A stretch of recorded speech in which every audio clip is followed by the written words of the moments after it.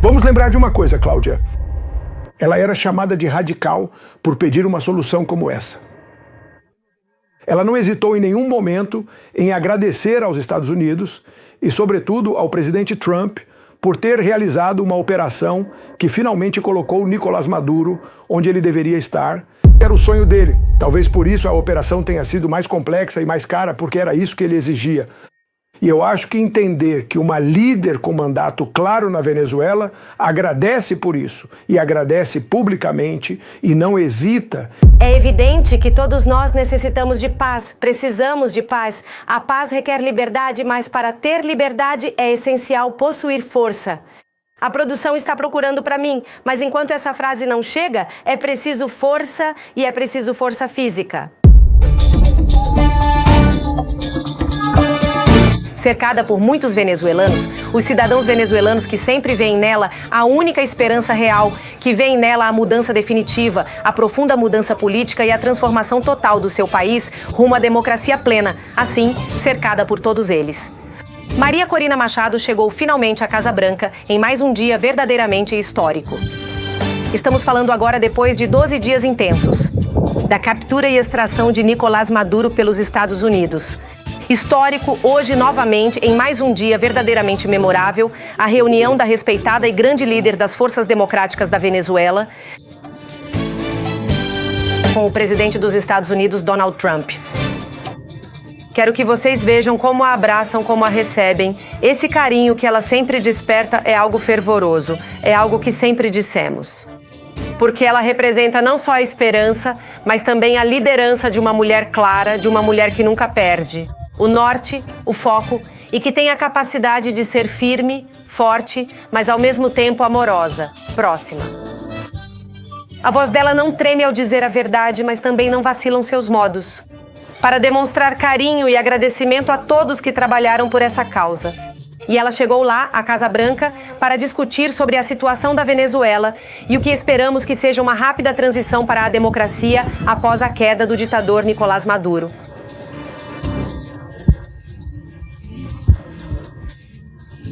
Fala com vocês, Cláudia Gurizati, diretora deste canal internacional de notícias NTN 24, para que você veja o ponto-chave da notícia.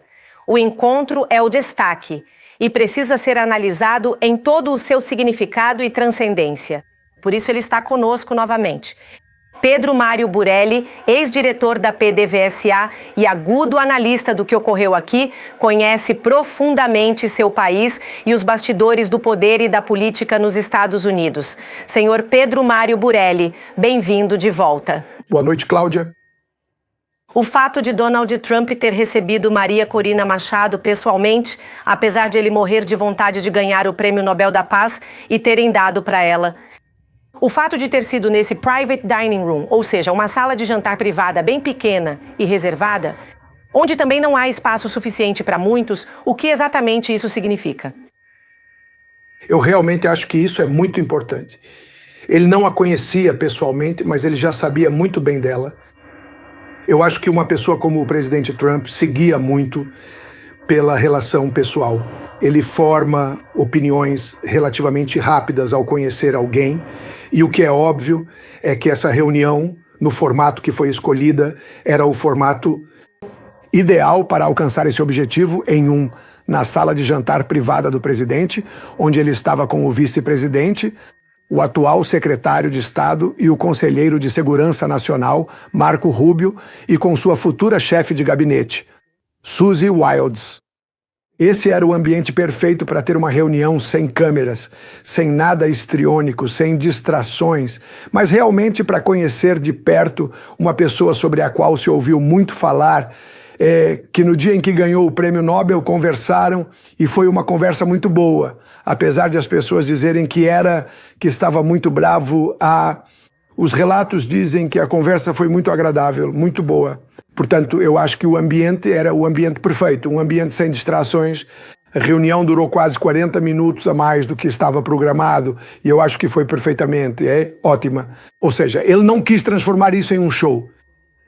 Ele quis conhecer a pessoa e aqueles que, depois da reunião na Casa Branca, comentaram com os participantes, todos disseram que tinha sido uma reunião maravilhosa, extraordinária, necessária, importantíssima, transcendental. Esses são os termos que usaram os que estiveram na reunião ao comentar com outras pessoas, já que, obviamente, havia grande expectativa fora da Casa Branca e muita expectativa dentro da Casa Branca, dentro do governo. Sim, eu diria que, sem antecipar a forma como Maria Corina vai explicar, que eu acho que todos estamos muito atentos para ouvir exatamente como ela define como foi para ela. Bem, a percepção dos que estiveram com ela é que foi uma reunião incrivelmente boa e produtiva.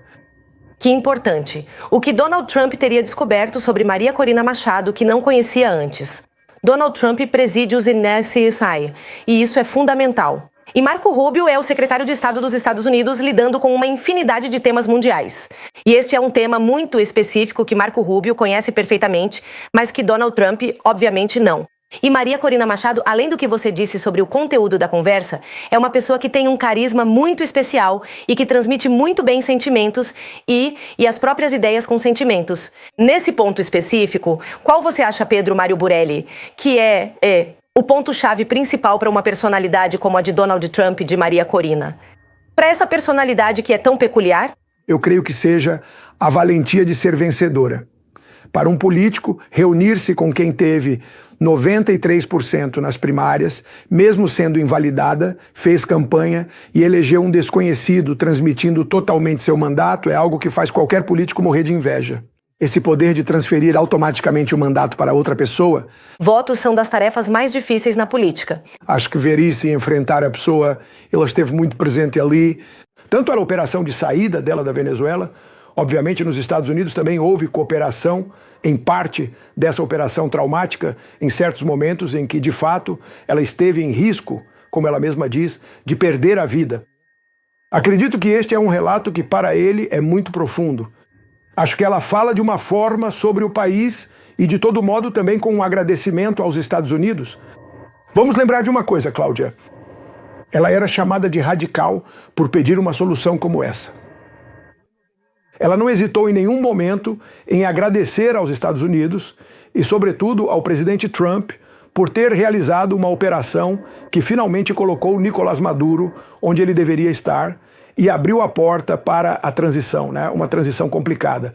Mas o primeiro passo e o risco que foi assumido ao expressar a gratidão dos venezuelanos ao presidente, falando pela maioria sobre o ocorrido, fazem o presidente se sentir orgulhoso como chefe de Estado e das Forças Armadas que estão felizes por mostrarem ao mundo capacidades que mais ninguém tem.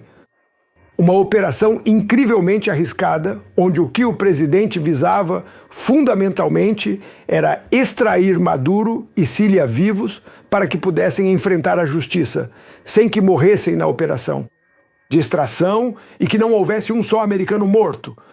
Esse era o sonho dele. Talvez por isso a operação tenha sido mais complexa e mais cara, porque era isso que ele exigia.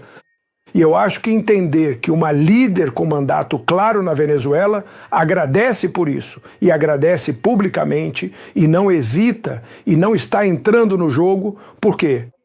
Porque ela tem a legitimidade de explicar quais são as coisas que... Uma luta que para ela e para muitos de nós começou em 2001, já fortemente, enfrentando-se segundo a luta de 25 anos em que se tentou de tudo e chegamos a uma solução que era bastante condizente com o problema. Isso era uma quadrilha de criminosos. É uma quadrilha de criminosos que sequestrou um país e, infelizmente, era preciso enfrentá-los com força, algo que o presidente sempre teve claro. Quis fazer em seu primeiro mandato, e o Pentágono nunca lhe deu as opções que desta vez foram obtidas do general Kane, comandante superior das Forças Armadas, que lhe deu um plano que foi colocado em execução e, hoje em dia, fez com que as Forças Armadas se sentissem não só bem-sucedidas, mas também enviassem ao mundo um sinal de que têm capacidades convencionais, não nucleares, para fazer o que quiserem, para que possam exercer o poder com capacidades que nenhum de seus rivais possui. Em solo venezuelano, em território venezuelano, que alguns dizem que é ilegal, aí está essa discussão, que não foi de acordo com o direito internacional. Outros dizem, bom, é que não era um país soberano por esses argumentos. E ela sempre foi muito clara quanto a isso. Inclusive, dias depois de ter sido notificada de ter ganhado o Prêmio Nobel da Paz, pudemos conversar com ela. E aí ela nos disse uma frase que me parece que vale a pena destacar, essa frase de Maria Corina Machado, quando diz: é evidente que todos nós necessitamos de paz, precisamos de paz. A paz requer liberdade, mas para ter liberdade é essencial possuir força. A produção está procurando para mim, mas enquanto essa frase não chega, é preciso força e é preciso força física. Em tempos de tirania, foi a frase textual dela. E então ela diz, temos a força moral, a força espiritual, mas também precisamos da força física. Era isso que você queria dizer. É isso que eu quero dizer. Acho que um dos pontos que se destacou na cerimônia do Prêmio Nobel foi o discurso dela, lido por sua filha, mas o discurso do presidente do Comitê Nobel, no qual ele falou muito claramente, disse que para alcançar a paz é necessária a liberdade. E para a liberdade, temos que ter muito cuidado ao julgar aqueles que arriscam tudo pela liberdade, porque eles precisam usar as ferramentas que têm, não as ideais. E fazer isso na Noruega, onde o governo norueguês passou 5 anos dando oxigênio a Maduro sem avançar. Nem um pouco, em nada, onde todo o sistema internacional. Durante esses anos, foram discutidas as recomendações do Conselho Nacional, do Conselho de Segurança, da OEA, com sua Carta Democrática, e do Tribunal Penal Internacional, cuja ausência é notória. Todos os mecanismos desse sistema internacional, da comunidade internacional, de todo o regime, das leis, de todo o sistema postal. Segunda Guerra Mundial.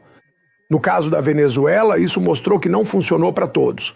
Ele tentou tanto a nível local como internacional. Isso exigia ação, já que o presidente, no primeiro mandato, entendia a situação pelas informações que tinha.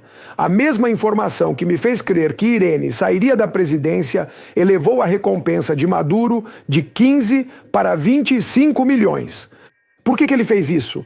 O que Joe Biden sabia? Biden sabia com quem lidávamos. Ele sabe por que fracassaram, mas por que falharam ao negociar qualquer... Com interesse. Ou com juros.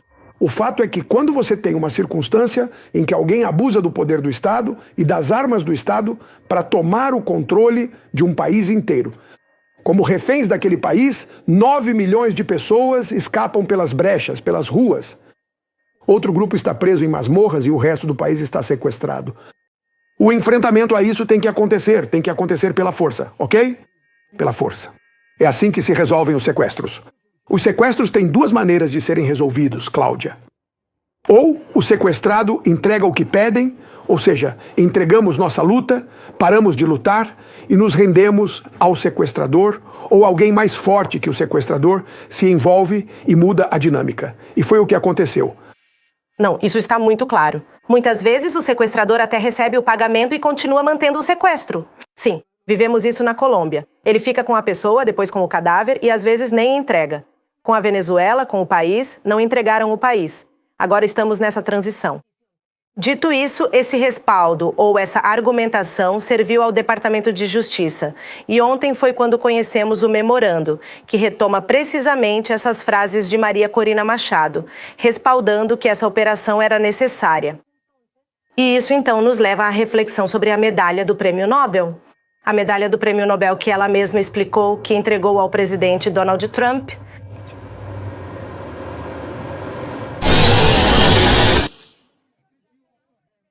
O senhor chegou a oferecer ao presidente Trump o seu Nobel da Paz? Eu o apresentei pessoalmente ao presidente dos Estados Unidos. Trata-se do prêmio, o Prêmio Nobel da Paz. E eu lhe disse... É importante recordar que, há exatamente 200 anos, o general Lafayette entregou solenemente a Simão Bolívar uma medalha em um gesto de reconhecimento, com o rosto de George Washington. Desde então, ele manteve essa medalha pelo resto da vida. Na verdade, quando você vê seus retratos, pode ver a medalha ali. O general Lafayette a entregou como um ato de irmandade entre os Estados Unidos, entre o povo dos Estados Unidos e o povo venezuelano, por sua luta pela liberdade e contra a tirania. E há exatamente 200 anos na nossa história,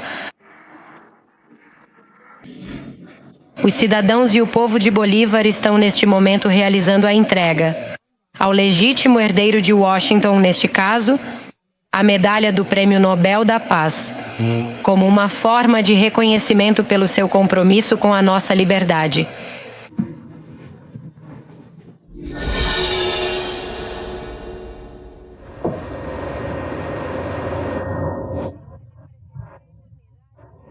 A medalha do Prêmio Nobel para o presidente Trump, o que é isso? Hoje nos perguntamos, foi um presente, foi deixada como uma lembrança comemorativa? Do que se trata isso? Eu acho que a medalha, o Prêmio Nobel, é o Prêmio Nobel. Isso não acontece.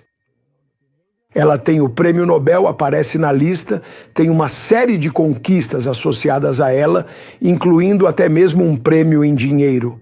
O que ela ofereceu foi uma das medalhas concedidas pelo Prêmio Nobel e ela a deu como uma expressão de gratidão em nome dos venezuelanos. Pelo nobre gesto de solidariedade e pela coragem do grande povo norte-americano e do presidente Trump em nos apoiar na árdua luta pela liberdade da Venezuela. E ele contextualiza e explica que, na época, Lafayette lhe trouxe essa medalha histórica de Washington para inspirar profundamente Simão Bolívar na luta pela liberdade das Américas. E que Bolívar ficou tão intensamente comovido que nunca mais a tirou de seu peito. Na Casa Branca, pessoas próximas à sala de imprensa dizem que o presidente ficou profundamente comovido com isso. Inclusive, eu digo que ele não esperava por isso e que certamente penduraria esse presente especial emoldurado em seu escritório, algo que ele nem sequer esperava receber. Eu espero que Mara Corina nos conte sobre isso. Essa é a versão do pessoal da sala de imprensa da Casa Branca. Quando perguntaram, em particular, qual foi a reação do presidente, depois que ela explicou, perguntaram e disseram que ele não esperava por isso, que ficou surpreso. Acredito que esses são gestos de grandeza, né? Os gestos que se fazem. Estamos há 26 anos em luta e o presidente Trump, nos primeiros 4 anos, ao reconhecer o governo interino, sob pressão na vinda do presidente Guaidó, ao Estado da União, ao discurso, sempre esteve lutando. Ele pediu, na época, às Forças Armadas, que também comandava, que lhe dessem uma opção militar, e não deram. Desta vez, ele pediu às Forças Armadas e ao Enal Kane. E o secretário de Guerra, Rexach, deram-lhe uma opção e foram escalando. E eu acho que ele esperava que Maduro fosse suficientemente inteligente para saber o que estava por vir. E recentemente, se você viu, o jornal Washington Post fez um grande exposé, uma matéria muito grande sobre todas as gestões que foram feitas, incluindo Rússia, sobre a qual podemos falar, Turquia, o Vaticano, todos buscando uma saída para Maduro, e Maduro em nenhum momento aceitou sua saída. Abriram todas as saídas possíveis para ele e ele não aceitou, porque acredito eu, quem o estava assessorando lhe disse: Donald Trump nunca vai se atrever a fazer uma operação dessas, porque tem medo de que haja baixas americanas. E nós temos a cidade, rodeada por uma fortificação com lançadores de mísseis russos, radares chineses, drones iranianos, e você está no centro de Fuerteventura. Isso não vai acontecer. E eu acho que quem o aconselhou, ou eram uns ignorantes, ou basicamente estavam entregando, porque não entenderam que isso fez a operação ficar mais cara, exigindo precauções e sendo, de fato, um marco militar dos Estados Unidos para seus rivais no mundo. É ainda mais impactante, pois diz aos russos: seus radares não funcionam, aos chineses, seu radar não funciona, aos russos, suas baterias aéreas não funcionam, e aos iranianos. Esses drones nem chegaram a decolar, não apareceram. Portanto, os Imeua, além de terem alcançado seu objetivo, que era tirar Maduro e Síria do poder e colocá-los onde Donald Trump queria vê-los, e quase todos os venezuelanos, perante um tribunal, enviaram um sinal muito claro aos seus inimigos: eu tenho capacidades convencionais, mesmo que sejam de 5ª geração, hiper sofisticadas, que não me obrigam a usar armas nucleares. O que Putin faz sempre que fica preso na Ucrânia? Eles começam a ameaçar usar armas nucleares, a enviá-las, a aniquilar Londres porque não tem outras ferramentas. Estados Unidos, Forças Armadas dos Estados Unidos, eles saíram ilesos de uma operação de altíssimo risco. E acredito que o agradecimento, o gesto de gratidão, assim como nós, na nossa independência, agradecemos a Oliari e os americanos agradecem a Lafayette. Nós, em nossas independências, em nossas liberdades, sempre tivemos aliados. Neste momento, tivemos o governo dos Estados Unidos, as Forças Armadas dos Estados Unidos e a convicção do presidente Trump em nos ajudar. E além disso, pensando nessa mensagem de Lafayette com Simão Bolívar, também é um momento histórico nos Estados Unidos, porque eles estão em celebração da independência dos britânicos e eles tiveram aliados fundamentais como foram os franceses. Então eles estão justamente no momento de celebração aqui nos Estados Unidos. Estamos em tempos de celebração. Agora, no meio do ano, acontecem todos os eventos de celebração da independência dos Estados Unidos. Então, é muito apropriado falar desses líderes da independência de diferentes regiões. Acho que deve impactar muito o grupo que estava no almoço perceber esse paralelismo que ela fez, e eu espero que o presidente mostre para que todos possamos ver exatamente como foi ou como está montada essa medalha. Porque eu acho que a mensagem, como está montada, e além disso, como eu te disse, o pessoal da imprensa diz que o presidente vai colocar isso em seu escritório. Então vamos ver como ele vai mostrar, como ele vai apresentar. Mas sim, acredito que ele entendeu claramente a história e o paralelismo. Acho que o orgulho que ele tem pelas Forças Armadas e entender que os venezuelanos são gratos a ele, a ponto de ela ter feito esse gesto, acho que não devemos perder de vista.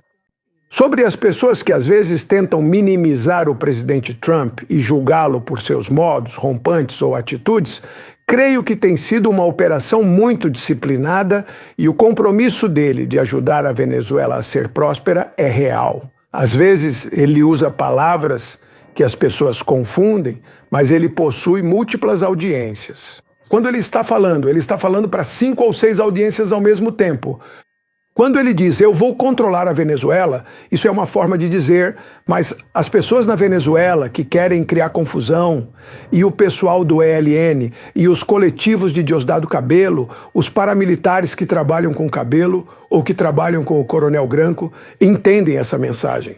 Eles sim entendem o que ele está dizendo, que é, se vocês começarem a incomodar, se vocês começarem a brincar, nós ainda estamos aqui, esta operação ainda não terminou. Claro, e para aqueles que possam estar se perguntando, como? Será que Maria Corina Machado oferece isso em homenagem a Donald Trump? Por essa operação, por terem removido o líder criminoso de toda a organização criminosa transnacional que tomou o controle da Venezuela, quem é Nicolás Maduro? Me perdoe? Me perdoe. Ao chefe. O problema é que as pessoas não entendem muito bem que essa mulher, que parece não ser ninguém, é a chefe da organização criminosa. É Cília Flores quem manda nessa relação? É isso que o... Não entendem? Isso precisa ficar claro. Ou seja, Cília está atrás de Nicolás Maduro. Ela aparece na tela, mas... A porta estava fechada em todas as reuniões em Miraflores. Ninguém jamais realizou uma reunião em Miraflores. Ela não percebeu que no momento em que a porta se fechou, ela passou a estar no comando. E bem, para aqueles que não entendem, o que a medalha Nobel oferece? Alguém que para o presidente Trump decidiu por um ato de força. O que você disse é fundamental. Quantos anos de chamada negociação? Quantos anos com os noruegueses? Quantos anos de Barbados descumpridos? Quantos anos de tentativas de todos os aliados de Lula da Silva? De tudo, de conversar e não resultou absolutamente em nada. Agora a esperança está aberta. E, acima de tudo, o apoio de Maria Corina. Diante do argumento de que outra alternativa poderia haver, às vezes é necessária a força e principalmente em tempos de tirania. Era isso que ela dizia justamente quando a chamaram para dizer que o Prêmio Nobel da Paz era dela. E que agora o Departamento de Justiça usa isso como argumento nesse pedido de Maria Corina. De momentos em que é preciso usar a força. Ao longo da história, em nome da paz e em nome da justiça, foram cometidos crimes horrendos, genocídios brutais. Na Venezuela, nós não desejamos de forma alguma uma suposta paz, que na verdade é escravidão, essa paz criminosa. Não, para mim a paz verdadeira, a única paz possível, só é alcançável se houver liberdade. E para que exista essa liberdade, é fundamental que exista uma força determinante quando se enfrenta uma tirania criminosa e todos os cidadãos venezuelanos que lutam por justiça. Hoje, nós não nos deixamos manipular nem enganar pelo que para alguns pode parecer politicamente correto. Nós nos agarramos à verdade e é por isso que chegamos até aqui. Então, a verdade é que diante de Maduro e desses criminosos que estão assassinando venezuelanos, é preciso mostrar a eles que temos força. Temos força moral, temos força espiritual e temos força física.